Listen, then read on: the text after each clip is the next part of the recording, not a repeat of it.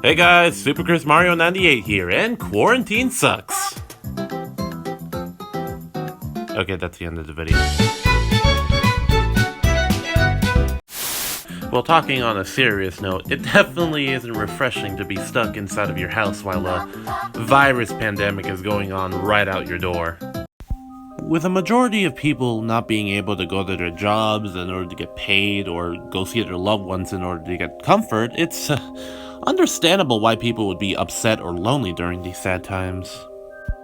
And with hundreds of thousands of people dying every second of the day, it's really scary to think about what would happen if you actually got the virus.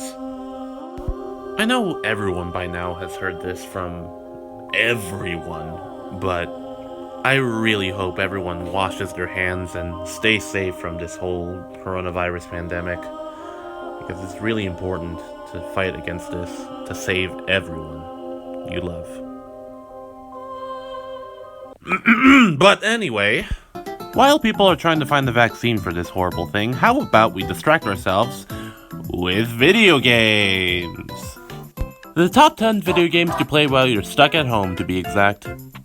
I don't know, I just decided to do this list because I got bored of quarantine, and I've been recently getting into playing a lot more games than I usually have, so, yeah, I don't know, I thought this was fun, so let's get to it then.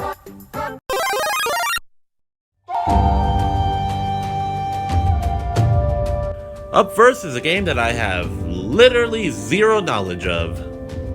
Ancestors: The Humankind Odyssey is a game about evolution. Not just any evolution. The evolution of mankind.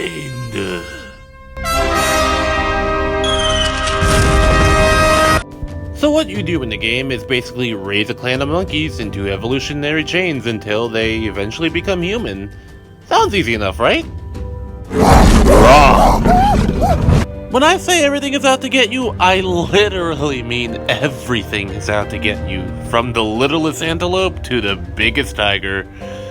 In order to survive the wilderness and its harshness, you are going to need to craft weapons, gather food and water, and do whatever it takes in order for your clan to move on to its next evolutionary link and raise a new generation. I was always interested in games with this kind of concept, such as Spore or even Pokemon, because it was always interesting to see what type of change would happen with the creature that you currently have. Though I heard from the grapevine that this game's pacing of evolution can be a little time-consuming and boring. But even with that in mind, I think this game can still be playable for a couple hours if you ever wanted to give it a try. Also, this game makes sure that you don't know what you're doing. It makes you look like a sitting ape.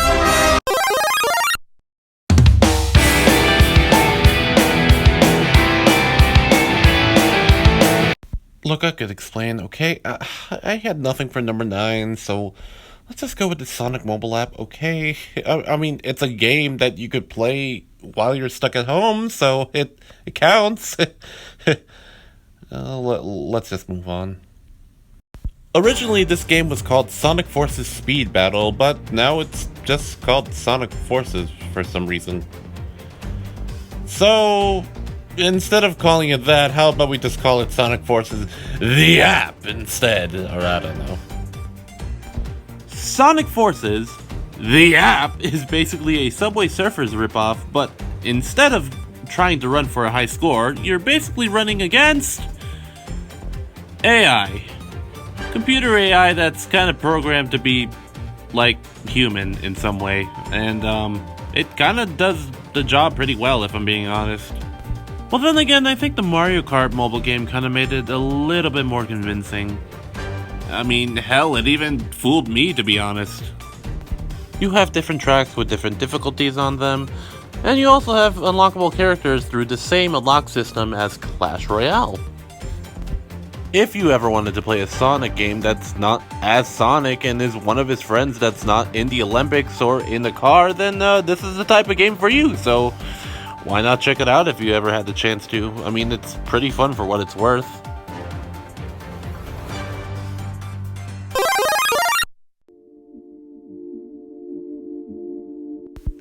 Hey, how's about instead of being depressed of the stuff that's going on outside, you be depressed on a video game?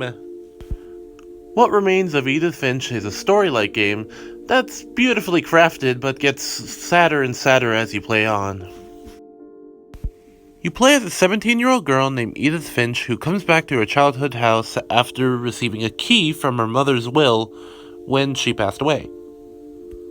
If that already doesn't scream depression, then I don't know what that is.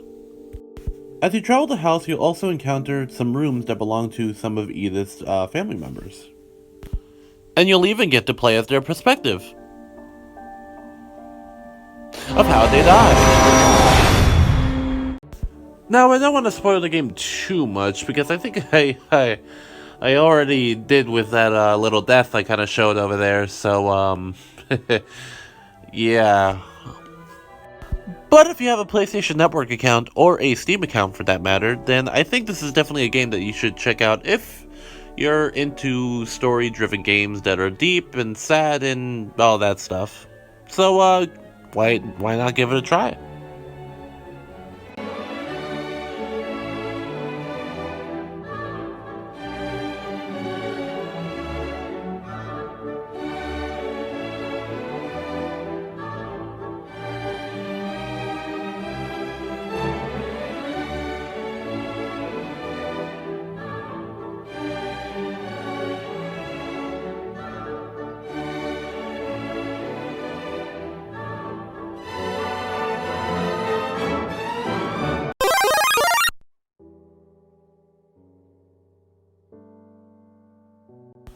You guys are probably gonna fight me on this one, to which I have to reply with, I'm ready. But Minecraft, in my opinion, is still fun even in this day and age. If you ignore the memes. Creeper. Oh man. Okay, that's enough of that. With so many options on how to play the game, it's really no question to see why people would still play this in 2020. You got people building roller coasters, while at the same time playing Hunger Games and parkour maps, and to be honest, the possibilities are really endless at this point for Minecraft. So yeah, if you really want to fight me on that decision, then I'll take the punches. But, in my opinion, Minecraft is a really great game that you can play any year, any time of the month, at any day, during any time. But please don't hurt me, because I don't want to be bruised. I have a family, and they care about me, and I don't want to get hurt. Please don't hurt. Hi diddly ho gamers, it's Super Chris Mario 98, and you're probably wondering, why the hell is this a two-parter top 10 instead of a regular video? And to answer that, well, my phone is crap. And that's pretty much the answer over there. My phone is crap, and my editing app is crap, and everything is pretty much crap in this phone. So yeah, that's pretty much why I'm doing a two-parter. But hey, you guys can help me in some way by giving me money on Patreon. Yeah, that's right, I started a Patreon a while back, and it never really hit hard, but I mean, it's never too late for money. No, but I really do need a bit of money to support this channel in any way, and if you guys actually do support my Patreon, that would definitely help me a lot. So I'm actually hoping that works, for me at least. And hey, there'll be some rewards for you guys if you actually help me out a bit, so that'll be cool. Just click the link in the description and it'll be there, and I will be waiting for your support.